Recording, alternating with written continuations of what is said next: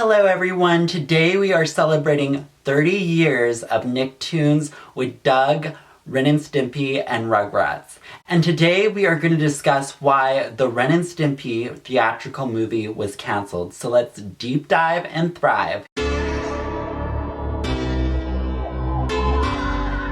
So Ren and Stimpy, titled The Ren and Stimpy Show, was an animated show by Nickelodeon, one of the first three Nicktoons for Nickelodeon that aired on August 11th, 1991. The series ran for 5 seasons until 1996. The show was about an aggressive, short-tempered, psychotic Chihuahua named Ren Höek, voiced by John Kricfalusi in season 1 and 2, and then Billy West in season 3 to 5, and a happy-go-lucky yet also dim-witted cat named Stimpy, also voiced by Billy West. The two would go in different roles from episode to episode, including going to outer space, to the Old West as horse thieves, doing nature shows. The show was created by John Kricfalusi, and he was inspired by Hanna-Barbera cartoons like the Jetsons and the Flintstones, except at a more eccentric rate. And this show was definitely like the prototype of Adult Swim shows like Beavis and Butthead, and shows like Robot Chicken. I don't think those shows would be around without Ren and Stimpy, that's for sure.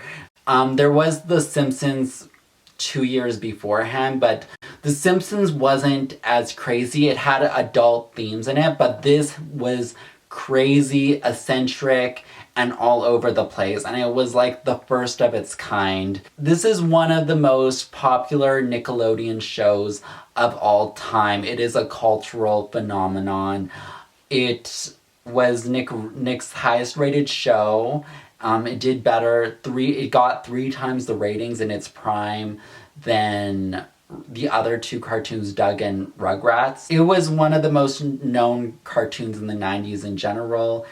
After it was on Nickelodeon, it was shown on MTV. Here in Canada, it was on all the Cartoon Network types of programming, adult ones and kid ones. This was not necessarily a kid's show. It was popular with college kids and older kids and young adults. John K. only worked on the series for 2 seasons until he was fired after the 2nd season, when he brought in a character named George Liquor in an episode called Man's Best Friend, and the network said no because George Liquor was violent and abusive for no good reason whatsoever. And he did a series about that afterwards with Flash animation. It was the first internet web series ever, The George Liquor Show. We could do a whole deep dive and thrive on that later on, and a John K. deep dive video if you want. John K. his company was Spumco, and then the show, after he was fired, was given to the animation company Games Animation that worked with Nickelodeon then for season 3 to 5. So the show was so popular in 1993 that it was considered for a theatrical release. On May 1993, from Orlando Centennial, it was announced that Nickelodeon had signed a 2-year production deal with 20th Century Fox to jointly produce and develop movies for theatrical release. So they did I think the Rugrats movie. I think Doug had a movie, but I don't know if that was with Disney. And there was so many other movies they did. I think Harriet the Spy, the Good Burger movie. Deborah Reese, who will head Nickelodeon's feature operations, said locations for film production will be decided on a case-by-case basis, but that Orlando's production facilities were an attractive option because Orlando Studios in Florida was the main place for Nickelodeon stuff because that studio was popping back then. The Nickelodeon feature unit, to be based in Los Angeles, will develop the projects, and Fox will provide financing. The film will likely be in the moderate cost range of 10 to 20 million each. Be said, that's a whole lot. There is no limit to what we can and cannot do, be said. The trick is to find projects that we love, that we think kids will love. Some of Nickelodeon's most popular programming today is animated, including The Ren and Stimpy Show and Rugrats.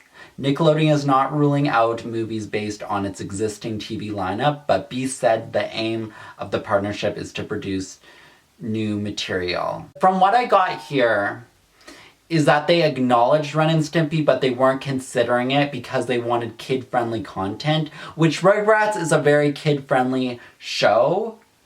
And Ren and Stimpy is noted here as cynical and gross humor and did not fit the warm and fuzziness that they wanted that Rugrats and Doug had to offer. They wanted with this deal to make family films, not young adult type of films, so that's why that was more put on a back burner, it seems like, during this time.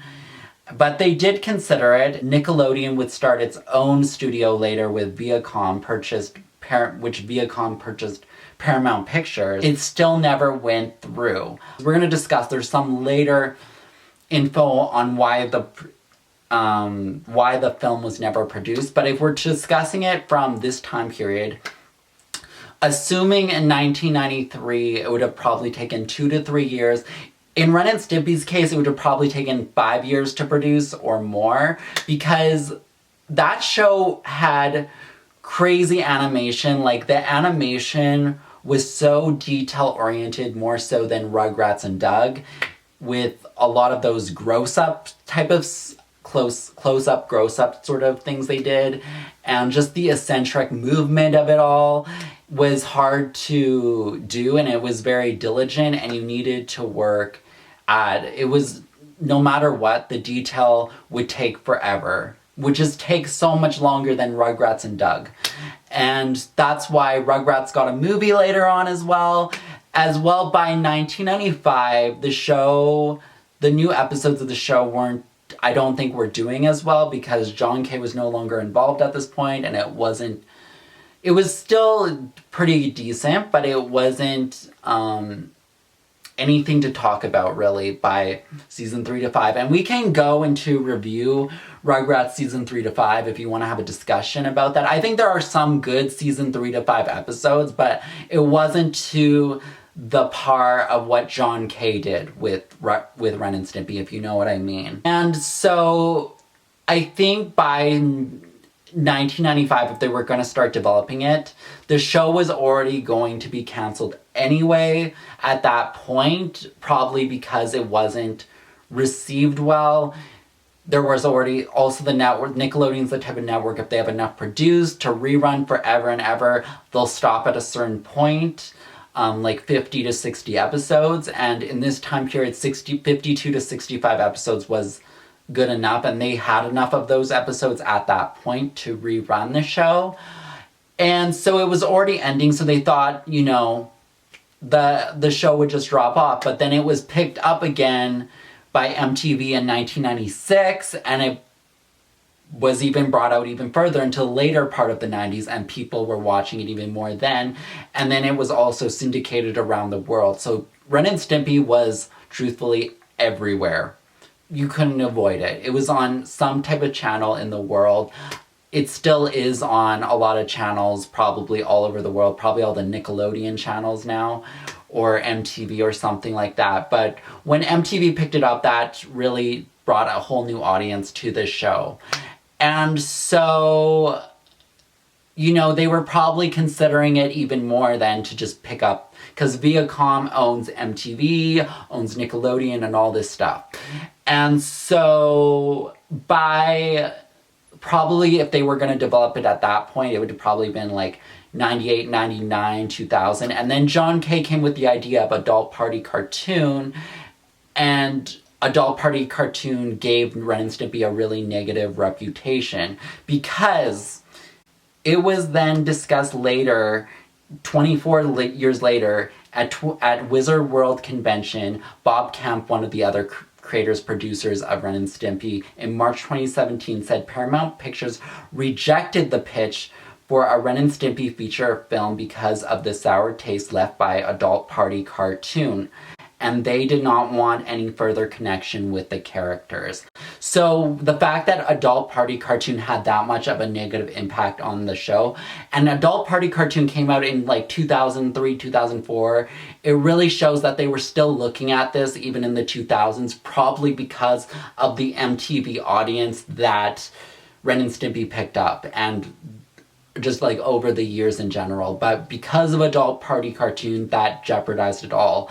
And it would be clear that it was Bob Kemp who was the main producer for season 3 to 5. He was the one who would have probably pitched the idea for a Ren and Stimpy film in general. So, you know, I think it would have been very interesting to see a Ren and Stimpy theatrical film, in my opinion. I personally find the show very creative, very interesting. As an adult, I like it more now than as a kid. I do get why people don't like it. It's not everyone's cup of tea. It's a certain level of humor, and I'm fine with really, you know, I like some shows that have very certain tastes of humor, but I just see them as shows. I would have been interested in a Ren and Stimpy film if it was done by Bob Kemp, but even though it wouldn't be the same as John K., but I wonder what they would have came up with fully. There was some speculation of plot ideas by John K. of what that would have been, but Bob Kemp is the one who truly knows the answer to that. I also wouldn't know how Ren and Stimpy would have done in theater medium, but who knows. So that's it for today's video today. It was a very interesting one to, you know, if you guys want to talk about John K., we can do that in another video, just let me know. We can also review Ren and Stimpy season by season. I'm considering reviewing Nickelodeon shows season by season, by the way. Obscure ones, but also popular ones. And I would be interested in having that discussion with you guys. Since we are doing 30 years of Nicktoons, on my Instagram, I asked you guys what show was your guys' favorite of the 3 Nicktoons, and majority was Rugrats. So I will be reviewing Rugrats season 1, or maybe just a whole retrospective of the series in videos to come to celebrate 30 years of Nicktoons here at Obscure Nick. So anyway, you guys, thank you guys for watching this video. I hope you all have a wonderful day, and much love to you all. Bye!